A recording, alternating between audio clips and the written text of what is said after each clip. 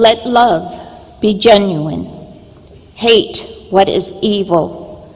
Hold fast to what is good. Love one another with mutual affection. Outdo one another in showing honor. Do not lag in zeal. Be ardent in spirit. Serve the Lord. Rejoice in hope. Be patient in suffering. Persevere in prayer. Contribute to the needs of the saints. Extend hospitality to strangers. Bless those who persecute you. Bless and do not curse them. Rejoice with those who rejoice. Weep with those who weep.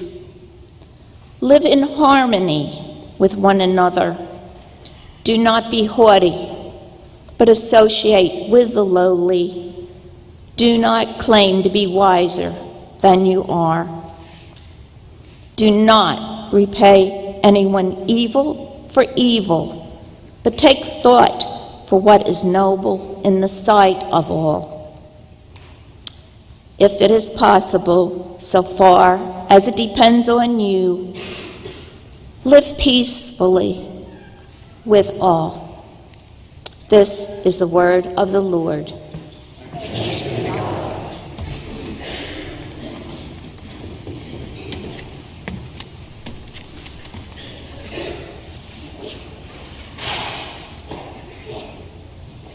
The trial of Dylan Roof has been in the spotlight the past few weeks. Why has it caught the public's fascination?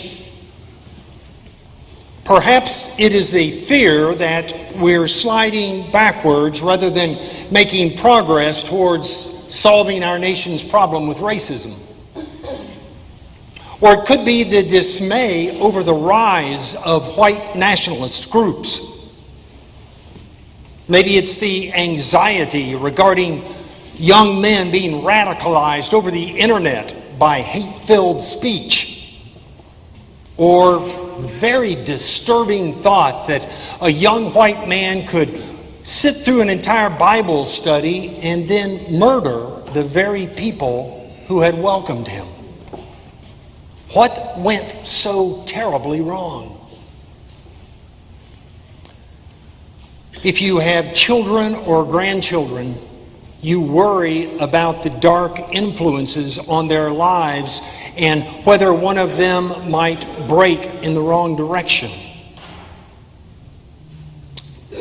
Why do you interact with people the way you do?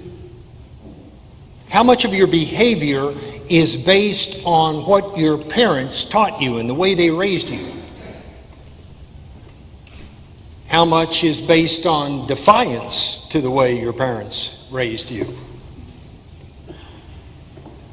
Through various forms of media, we are bombarded constantly with messages regarding what constitutes appropriate behavior, what kind of person we should aspire to become, and how we should treat others. As followers of Jesus living in the 21st century in North America, to what extent should we conform to our surrounding culture, and to what extent does God want us to live counterculturally? Now, Christians have grappled with this dilemma since the birth of the church 2,000 years ago. We remember that all of the initial followers of Jesus were Jewish. They had to learn where their lives confirmed and followed their Jewish tradition and where they were to break from the tradition. Of course, they were to follow the 10 Commandments as they always had. Have no other gods. Do not murder, steal, commit adultery, covet. They were to care for the poor and welcome the stranger. However, on some occasions, Jesus spelled out new standards. He redefined the meaning of neighbor when he told the parable of the Good Samaritan. Our neighbor is anyone in need. Jesus countered the idea of an eye for an eye with pray for your enemies, forgive them. Rather than fighting opponents, he said, blessed are the peacemakers. He warned of the seductive power of wealth. He stressed the importance of extending mercy to those who society treats as outcasts. He called on his followers not only to treat others the way we want to be treated, but to love others as we love ourselves. Within a couple of decades after the death and resurrection of Jesus, Gentiles started coming into the church. They faced more distinct choices than these earlier Jewish Christians had faced. In what ways would they continue to confirm and live according to their Greek culture, and in what ways would they need to counter it? Today's passage from the Gospel, or from the first letter to Rome, Paul talks to one of the very first Christian communities that was comprised of both Jews and Christians. Now, the main thrust of his letter is to say that God's grace is extended to both groups. His crescendo falls at the end of chapter 11, when he writes, "For God has imprisoned all to disobedience, so that God may be merciful to all." Then in chapter 12, Paul turns from his cerebral and sometimes torturous theological argument to the implications of God's grace. This is how Christians are expected to live, Paul says. He begins by saying we're not to be conformed to our culture's norms, but rather to strive for higher standards revealed in the teachings and the actions of Jesus. Of course, the very first item he mentions is what? Love. Because that's the core of what it means to be a follower of Jesus. He writes to them, let love be genuine. If you want to remain in the shallow end of the pool your entire life, keep the focus on yourself. However, if you dare to dive into the deeper waters, extend yourself in love to another. Risk being vulnerable. Risk bearing your soul to another person. This is the path to a deeper connection to God. It's also the path to the rich life God is yearning for you to live. Keenly attuned to the life and teachings of Jesus, Paul says that love must be the bedrock on which we construct our lives. But lest we think Paul is about to dissolve into some sort of soft-headed utopian idea of everybody being friends and sweet to one another, he comes back with this unusually fiery language. He says, hate what is evil. Now, I don't know about you, but whenever hate came out of my mouth, my parents pounced on me immediately. But Paul seeks to arouse our emotions when it comes to good and evil. We are to hate what is evil. Cruelty, injustice, terrorism, greed, deception. Paul reminds us that God not only encourages us to do what's right and good, but also to oppose what damages and destroys. So that we not succumb to these dark powers ourselves, Paul immediately counsels, cling to what is good. Then he starts listing what is good. Love one another with mutual affection. Outdo one another in showing respect. Rather than striving to best others, Paul says, lift up others. He says to be patient in suffering, never lose hope, be generous with people in need, extend hospitality to strangers. He provides wise counsel and encouragement, and one of his lines, I think, captures so beautifully love in action. Rejoice with those who rejoice, weep with those who weep. To rejoice with those who rejoice is to celebrate the success and good fortune of others. While he never mentions jealousy or envy, Paul is providing a prescription for overcoming these toxic emotions. Now, I know that no one here has ever reacted this way, but some people get resentful when the other guy gets the promotion. Sometimes we get a little envious when somebody else gets special recognition. If we exude genuine love, which is Paul's synonym for Christ-like love, then we'll not be jealous when something good comes to another. We will not sit back and calculate all the reasons why we should have been the one to have gotten a special recognition. We will not pout that nothing good ever happens to us. Instead, we will applaud the good fortune of another. We will toast someone else's happiness. The next time you hear that someone has had a baby, send them a card or a gift. Help to increase the joy of their special moment. When a friend is recovered from an illness, call her, expand her joy.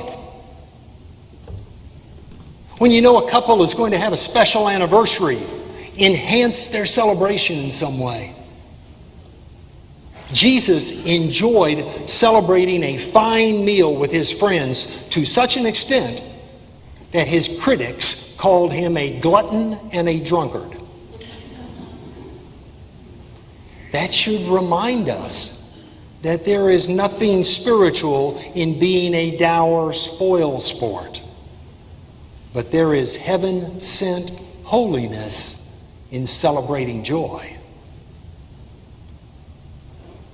What sort of transformation would it set off in you if you generally learn to rejoice with others? Paul also calls on us to weep with those who weep.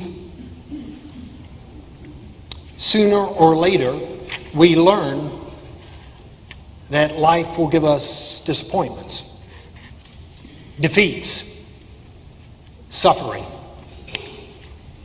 We don't always get what we deserve.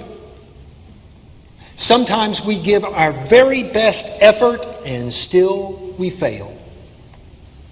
Sometimes life hurls a cruel blow our way. Sometimes friends betray us. Sometimes loved ones die. When we are in pain, we want someone to listen with sympathy to our sorrow. We want a friend who will not run away from our ranting, nor be uncomfortable with our weakness. We want someone who's not afraid of intense sadness. We want someone who can stay with us through our tears.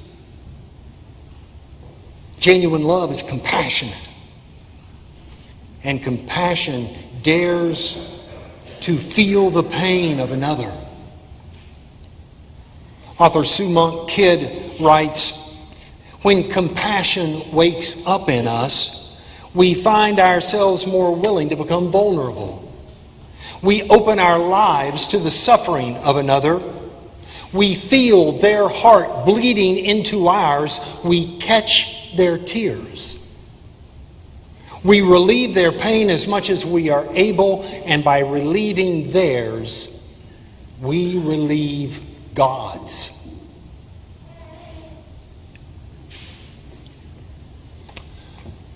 Paula was in her 30s when her doctor discovered she had cancer. She underwent daily doses of radiation for a month, and then she went through this brutal regimen of chemotherapy that landed her in bed every third week. Her oncologist never used the word cure with her. He only talked in terms of extending her life. She remained amazingly positive with others. She confided that sometimes when she was alone, she would have a very frank talk with God. It was never very clear how much the treatments helped her, but she was confident about one thing that kept her going: her 3 friends. In addition to always driving Paula's children to their after-school activities and dropping off meals at their house, each Wednesday they would gather at Paula's. Late morning, when Paula was at her best and all their kids were in school, the 4 of them would get together for coffee. Paula would have her ginger ale in a champagne glass. They would reminisce about the fun times they had had together. Children's birthday parties, some of their shopping trips, some embarrassing experiences they'd had together. There were also some solemn moments, times when Paula would share very openly with them her fears and anxiety. The house would go absolutely still as she opened up. The box of tissues was passed among them. The beauty of those moments was impossible to describe. The love that flowed among them was so intense and so nourishing and so transformative.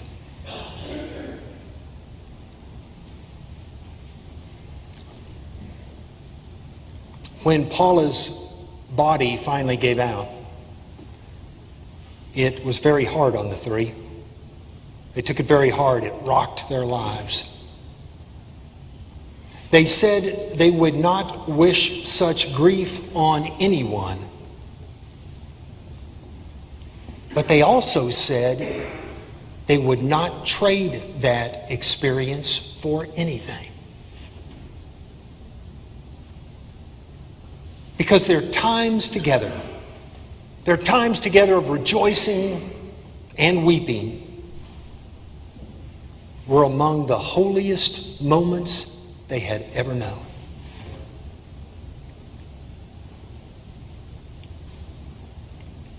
Rejoice with those who rejoice. Weep with those who weep.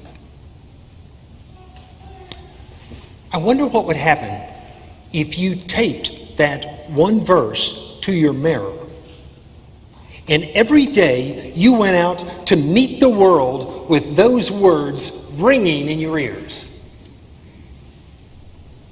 Rejoice with those who have even the tiniest reason to rejoice. And hitch your heart to anyone who is grieving. It will nourish your soul. And it will bring you closer to God.